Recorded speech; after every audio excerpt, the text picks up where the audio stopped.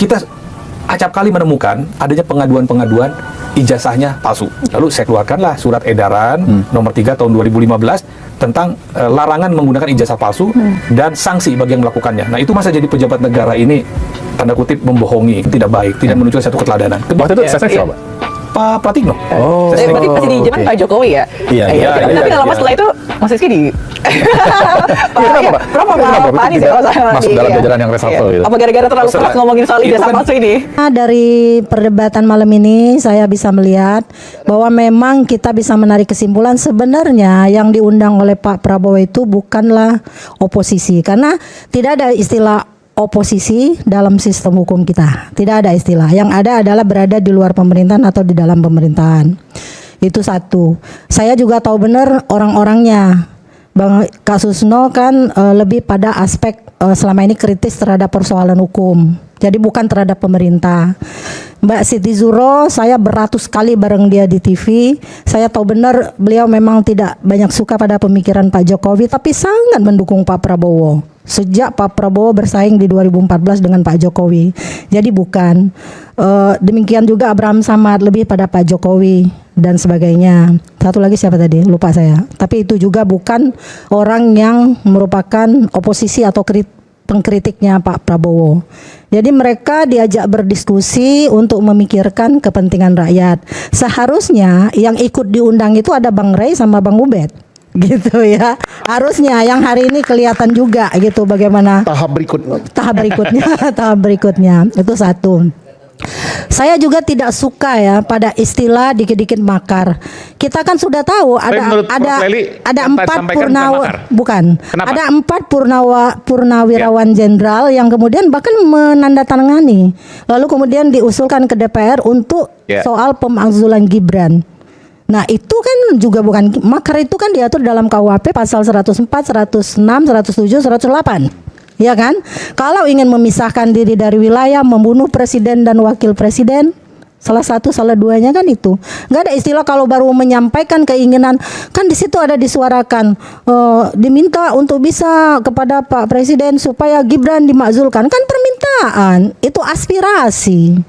Aspirasi itu kan harus didengar saja. Apabila mereka menemukan jalannya, mereka sendiri nanti akan menggodok apakah itu akan mereka sampaikan kepada DPR atau bukan. Jadi jangan baper, istilahnya itu ya. Jangan baper terhadap dunia politik seperti itu.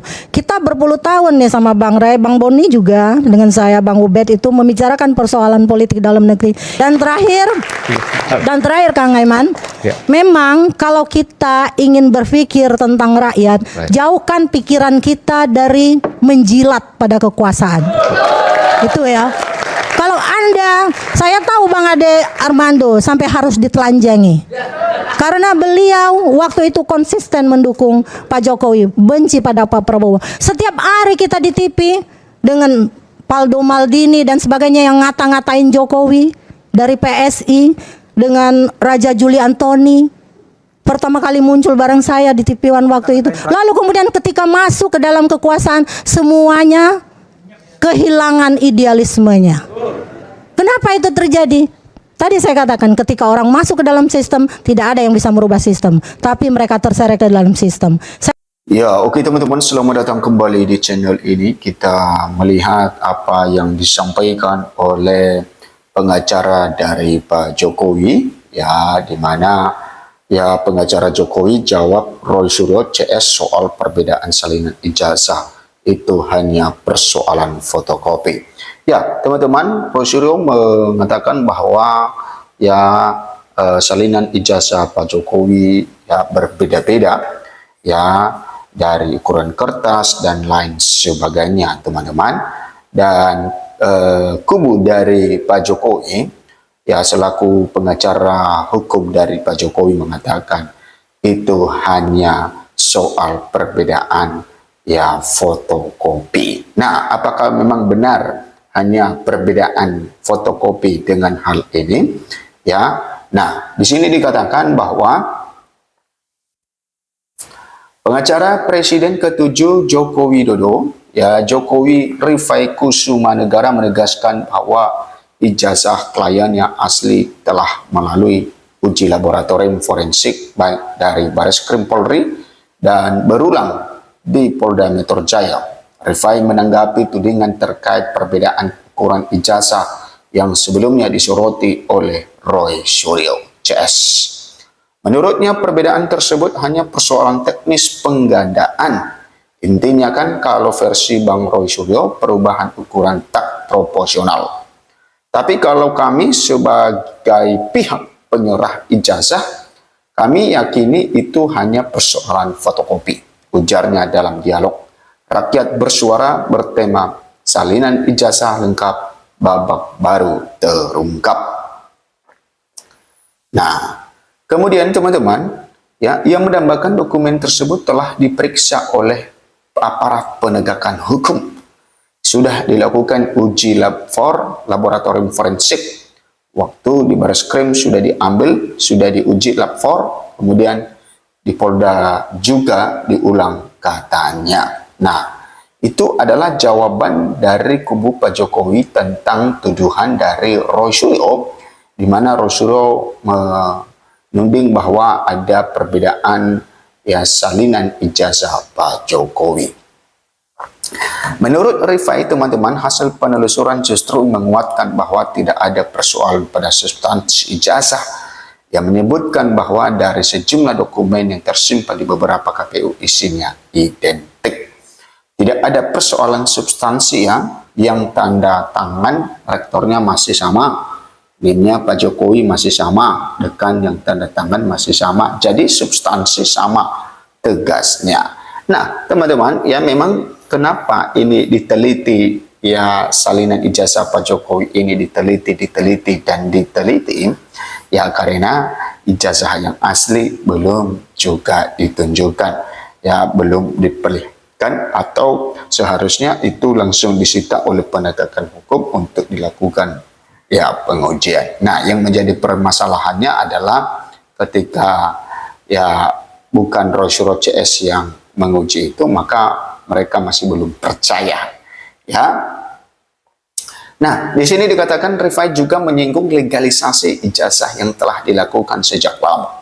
Fakta legalisir membuktikan bahwa ijazah ini pernah disahkan, dilegalisir, bahkan secara berulang-ulang sejak tahun 2005 sampai Pilpres tahun, ujarnya. Nah, terkait isu penggunaan gelar doktorandus, ya, yang menegaskan bahwa dalam data KPU Solo 2005, gelar Jokowi tercantum sebagai insinyur atau insinyur.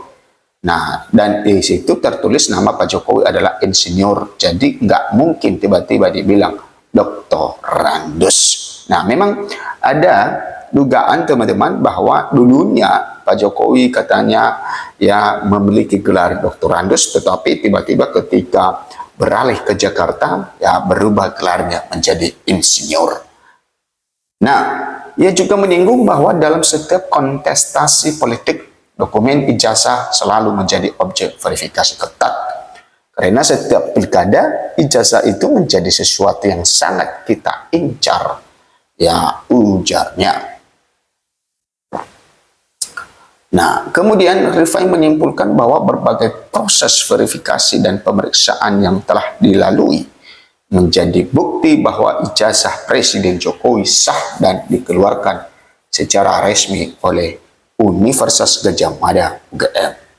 Jadi fakta ini membuktikan bahwa hasil penelusuran termasuk juga fakta di KPU semakin menguat bahwa ijazah Pak Jokowi benar adanya dan sah dikeluarkan oleh UGM. Sebelumnya, salah satu tersangka kasus ijazah Jokowi, Roy Suryo, mempertanyakan salinan ijazah yang didapatkan Bonatua Silalahi dari Komisi Pemilihan Umum KPU. Pasalnya ada perbedaan antara salinan ijazah Jokowi di tahun 2014 dan juga tahun 2019.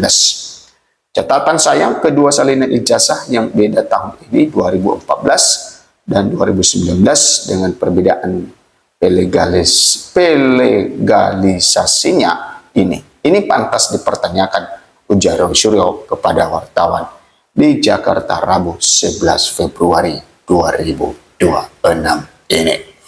Nah, teman-teman, kita lihat berita yang lain mengenai hal ini. ya soal ijazah Pak Jokowi. Tiba-tiba tuntut Rasul CS kasus ijazah Jokowi, Purnawirawan TNI ya Muriono beberkan dukungan jenderal. Nah, Laksamana pertama TNI Mariono Aladin mengungkapkan dukungan Forum Purnawirawan Prajurit TNI kepada Rasul CS dalam kasus ijazah Jokowi Dodo pada Senin 16 Februari 2026. Saya datang ke sini itu sebenarnya mau menuntut Bung Refli Harun sama RRT, Roy Rismond dan Tifa. Karena apa? Berapa waktu yang lalu kami dengar Bung Refli katanya masuk angin dan RRT menyerah. Ujar Laksamana pertama TNI Muriono Aladin. Ini sudah ditandatangani oleh sekian jenderal ya. Artinya jenderal itu ada jenderal, ada yang Marsikal, ada Laksamana, 17 anggota dari FPP TNI menandatangani ini. Itu apa artinya? Kami mendukung gerakan dari RT lanjutnya.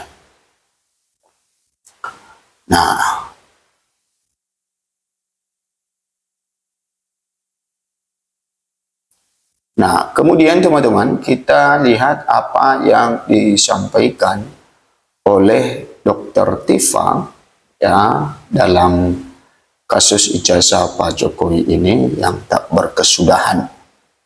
Dr. Tifa ungkap ijazah Jokowi ada 6 versi katanya. Ya, beberkan detail, siap tunggu versi ke-7 dan juga ke-8. Polemik keaslian ijazah Presiden ya Joko Widodo terus bergulir. Ketiga orang tersebut yakni para tersangka kasus dugaan fitnah dan manipulasi dan data elektronik mengenai ijazah Jokowi ditetapkan pada di Polda Metro Jaya pada November 2025.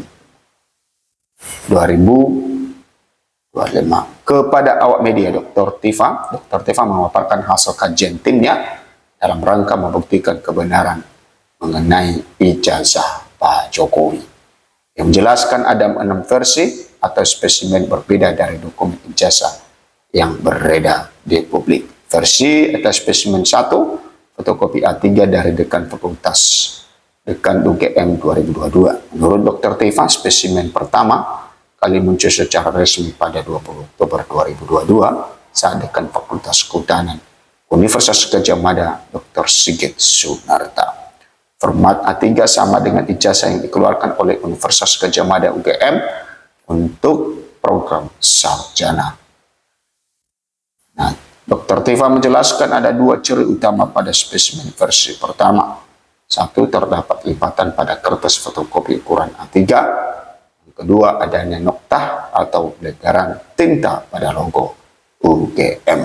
Nah, teman-teman, inilah mengenai kasus ijazah Pak Jokowi yang terus bergulir